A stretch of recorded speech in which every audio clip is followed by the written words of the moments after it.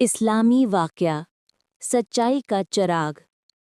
Medina Munawwara के एक नेक शख्स अब्दुल्ला बिन आमिर की दयानत और सच्चाई का वाक़या बहुत मशहूर है। वो नौजवानी ही से तिजारत करते थे, मगर उनकी सबसे बड़ी पहचान उनकी अमानतदारी थी।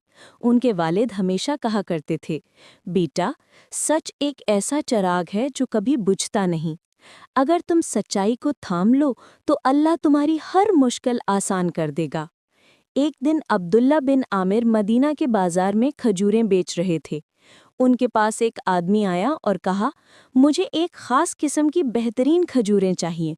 अब्दुल्ला ने कहा, भाई, ये खजूरें बेहतरीन नहीं, आम सी हैं। अगर तुम चाहो तो मैं वो खजूरें भी ला सकता हूँ, लेकिन वक्त लगेगा। उस शख्स ने हैरान होकर पूछा, अगर तुम चाहते तो यही खजूरें बेहतरीन कहकर बेच सकते थे, मैं पहचान भी ना पाता। अब्दुल्ला ने मुस्कुराकर जवाब दिया, मैं झूठ बोलकर नफ़ा कमाना पसंद नहीं करता। अल्लाह ना करे मेरे हाथ का कोई लुक़मा हराम हो जाए। वो शख्स ये सुनकर बहुत मुतासिर हुआ और कहा, मैं तुमसे फिर ज़रूर ख़रीदारी करूँगा, क्योंकि तुम्हारी बातों में सच्चाई है।